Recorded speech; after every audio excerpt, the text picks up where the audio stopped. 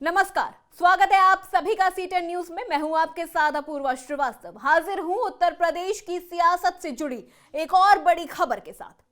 उत्तर प्रदेश सियासत का एक ऐसा रण क्षेत्र है जहां आंदोलनों के साथ नए सियासी समीकरण बनने और बिगड़ने में ज्यादा वक्त नहीं लगता है।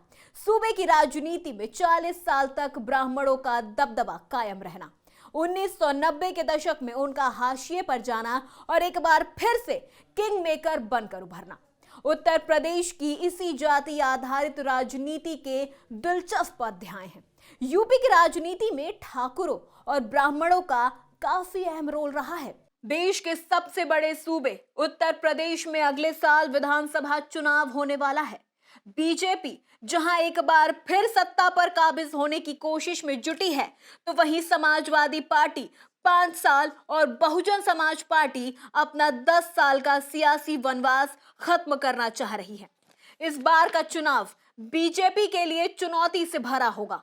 2017 के चुनाव में 311 सीटें जीतने वाली बीजेपी इस बार क्या कमाल करती है, ये निर्भर करता है मुख्यमंत्री योगी आदित्यनाथ के नाम और काम पर। एक अनुमान के मुताबिक उत्तर प्रदेश में 13% ब्राह्मण है। पूर्वांचल में इनकी तादाद 20% मानी जाती है। वहीं राज्य में ठाकुर यानी राजपूतों की तादाद करीब 7% बताई जाती है। राज्य के उप मुख्यमंत्री दिनेश शर्मा को प्रदेश की बीजेपी का सबसे बड़ा ब्राह्मण चेहरा माना जाता है। उनके अलावा विधि मंत्री ब्रजेश शुक्ला भी पार्टी के कद्दावर ब्राह्मण नेताओं में गिने जाते हैं। 2017 में जिस तरह बीजेपी ब्राह्मण और ठाकुर वोटर को साथ लेकर चली थी, इस बार भी बीजेपी की यही कोशिश रहेगी। साल 2017 में जब बीजेपी ने योगी आदित्यनाथ को मुख्यमंत्री बनाया था, तो दिनेश शर्मा को उप मुख्यमंत्री बनाकर ब्राह्मण और ठाकुर के संतुलन का महत्व स्पष्ट देखा जा सकता था। लेकिन अब स्थिति बदल चुकी है। ये सारी बातें 2017 के चुनाव के बाद की थी। अब 2022 में योगी सीएम फेस होंगे और क्या ब्राह्मण उनके पक्ष में वोट करेंगे, ये देखना सबसे खास होगा। ऐसा हम इसलिए कह रहे हैं क्योंकि योगी जिस गोरखपुर के सांसद रह चुके हैं, वहीं पर ब्राह्मण उनसे नाराज बताए जाते हैं। कहा जाता है कि गोरखपुर या उसके आसपास के ब्राह्मण योगी को पसंद नहीं करते हैं। ब्राह्मण समाज की वोटिंग रेशियो तो उत्तर प्रदेश में कम है, मगर राजनीति में ये समाज एक अहम किरदार निभाता है। बहुत सी जातीय बिरादरियों को ये माइल करता है जिस तरफ ये जाता है, जिस पार्टी को वोट देने के लिए।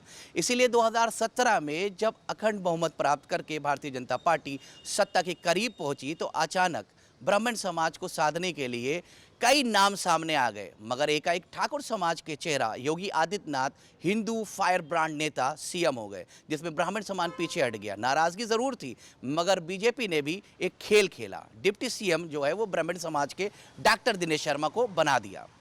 यूपी में ब्राह्मण और ठाकुर वोटर चुनावों में काफी महत्वपूर्ण माने जाते हैं। ये दोनों किसी भी पार्टी के भविष्य का फैसला रखने का दम रखते हैं। ये दोनों जातियां बीजेपी की ही वोटर मानी जाती है। बीजेपी इन्हें कतई नाराज नहीं करना चाहती। दोनों जाति के वोटरों को अपनी तरफ करने के लिए सभी पार्टियां हर संभव कोशिश कर रही हैं।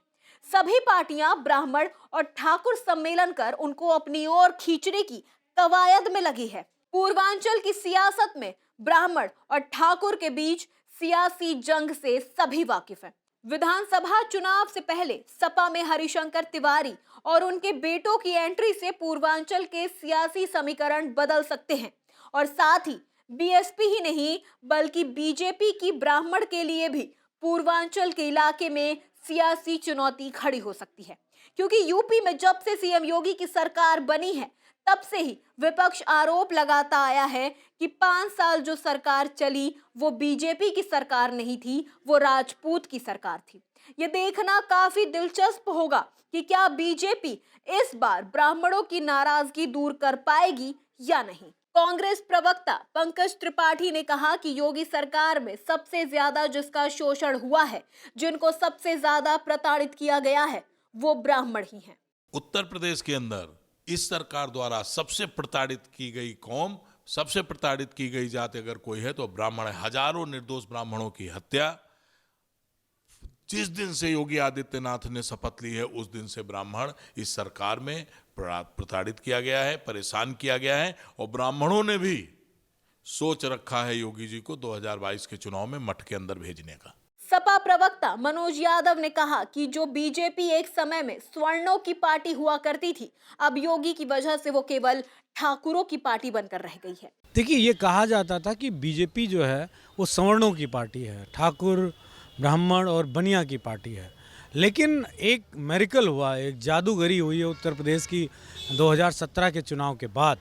और योगी आदित्यनाथ का अगर सबसे बड़ा कोई उत्तर प्रदेश की राजनीति में काम हुआ है तो उन्होंने बीजेपी को सेंट्रलाइज करके ठाकुरों की पार्टी बना दिया है।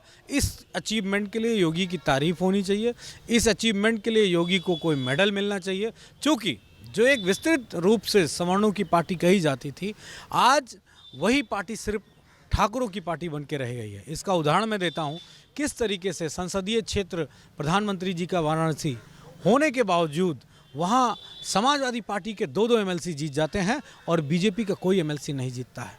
आपको याद होगा, वो सिन्हा हमारे जो हैं वो एमएलसी बन जाते हैं, एक यादव जी बन जाते हैं, लेकिन बीजेपी का खाता नहीं खुलता।